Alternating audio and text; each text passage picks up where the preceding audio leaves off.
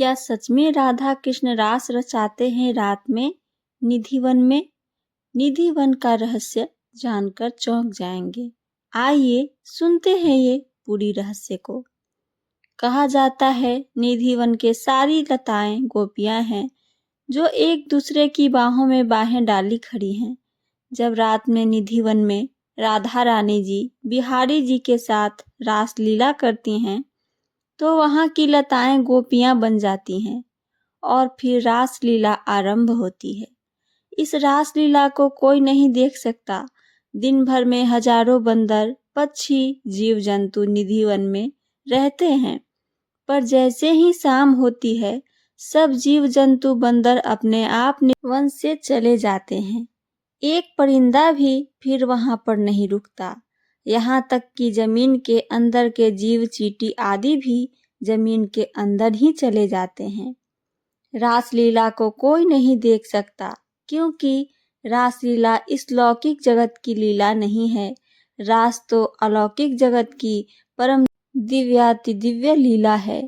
कोई साधारण व्यक्ति या जीव अपनी आंखों से देख ही नहीं सकता। जो बड़े बड़े संत हैं उन्हें निधिवन से राधा रानी जी और गोपियों के नुपुर की ध्वनि सुनाई पड़ती है। जब रास करते करते राधा रानी जी थक जाती हैं तो बिहारी जी उनके चरण दबाते हैं और रात्रि में शयन करते हैं। शयन के लिए पलंग लगाया जाता है। सुबह बिस्तरों को देखने से प्रतीत होता है कि यहाँ निश्चित ही कोई रात्रि विश्राम करने आया तथा प्रसाद भी ग्रहण किया है। लगभग 2-2.5 एकड़ क्षेत्रफल में फैले निधिवन के क्षेत्रों की खासियत यही है कि इनमें से किसी भी वृक्ष के तने सीधे नहीं मिलते तथा इन वृक्षों की डालियां नीचे की ओर झुकी तथा आपस में गुंधी हुई प्रतीत होती है। निधिवन परिसर में ही संगीत सम्राट एवं ध्रुपद के जनक श्री स्वामी हरिदास जी की जीवित समाधि है। रंग महल बांके बिहारी जी का प्राकट्य स्थल, राधा रानी बंसी चोड़ आदि दर्शनीय स्थान है। निधिवन दर्शन के दौरान वृंदावन के पंडे पुजारी गाइड द्वारा निधिवन के बारे में जो जानकारी दी जाती है उसके अनुसार निधिवन में प्रतिदिन रात्रि में होने वाली श्री कृष्ण की रासलीला को देखने वाला अंधा, गूंगा, बहरा, पागल और उन्मादी हो जाता है ताकि वह इस रासलीला के बारे में किसी को बता न सके। इसी कारण रात्रि 8 बजे के बाद पशु पक्षी परिसर में दिन भर दिखाई देने वाले बंदर, भक्त, पुजारी इत्यादि सभी यहाँ से चले जाते हैं और परिसर के मुख्य द्वार पर ताला लगा दिया जाता है। उनके अनुसार जो भी यहाँ रात को रुक जाते हैं वह सांसारिक बंधन से मुक्त हो जाते हैं और जो मुक्त हो गए उनकी समाधियां परिसर में ही बनी हुई है। इसी के साथ गाइड यह भी बताते हैं कि निधिवन में जो 16,000 आपस में गुंधे हुए वृक्ष आप देख रहे हैं वही रात में श्री कृष्ण की 16,000 रानियां बनकर उनके साथ रास रचाती है। रास के बाद श्री राधा और श्री कृष्ण परिसर के ही रंग महल में विश्राम करते हैं। निधिवन से जुड़े और भी कुछ मान्यताएं हैं, आइए उनके बारे में सुनते हैं। रासलीला। निधिवन में राधा कृष्ण और गोपियों के रासलीला करने की मान्यता है जो रात में होती है। रंग महल। मान्यता है कि रासलीला के बाद राधा कृष्ण रंग महल में विश्राम करते हैं। प्रसाद। रंग महल में सुबह प्रसाद माखन मिश्री रखा जाता है जो ऐसा प्रतीत होता है जैसे कोई रात्रि विश्राम करके गया हो। वृक्ष। निधिवन के वृक्षों की डालियां नीचे की ओर झुकी और आपस में गुंधी हुई प्रतीत होती हैं। अदृश्य शक्ति। कुछ लोगों का मानना है कि निधिवन में एक अदृश्य शक्ति काम करती है जो रात को वहां किसी को प्रवेश करने नहीं देती।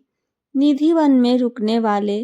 कहा जाता है कि जो भी व्यक्ति निधिवन में रात में रुक जाता है वह पागल हो जाता है या उसकी मृत्यु हो जाती है ताकि वह इस रासलीला के बारे में किसी को बता न सके।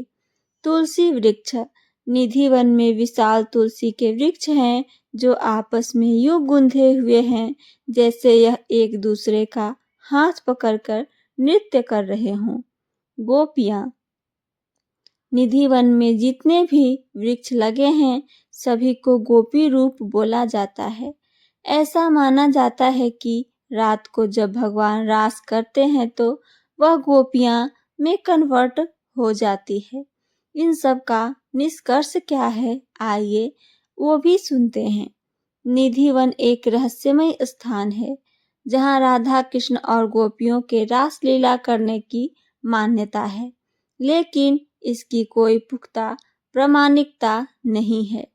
सुबह 5:30 रंगमहल का पट खुलने पर उनके लिए रखी दातुन गीली मिलती है और सामान बिखरा हुआ मिलता है, जैसे कि रात को कोई पलंग पर विश्राम करके गया हो।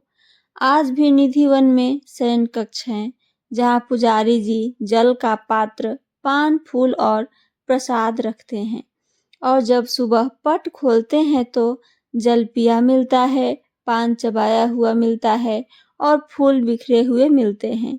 निधि वन परिसर में ही संगीत सम्राट एवं ध्रुपद के जनक श्री स्वामी हरिदास जी की जीवित समाधि, रंगमहल बांके बिहारी जी का प्राकट्य स्थल है।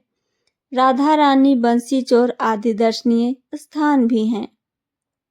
वृंदावन धाम या बरसाना कोई भी घूमने फिरने या पिकनिक मनाने की जगह नहीं है। ये आपके इष्ट की जन्मभूमि, लीला भूमि व तपोभूमि है। सबसे खास बात ये प्रेम भूमि है।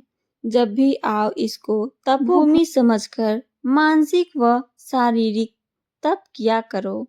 शरीर से सेवा व वाणी से राधा नाम गाया जाए तभी धाम में आना सार्थक होता है। एक अद्भुत मस्ती, ताकत व आनंद लेकर वापिस यहाँ से जाया करो। तो ये थी मेरी आज की रहस्यमयी कथा। अगर आप सबको पसंद आई है तो चैनल को सब्सक्राइब करके बेल आइकन को दबाना ना भूलें। साथ साथ अपना कमेंट करके हमें ज़रूर बताइए। सुनने के लिए धन्यवाद दोस्तों। जय श्री कृष्णा। राधे राधे।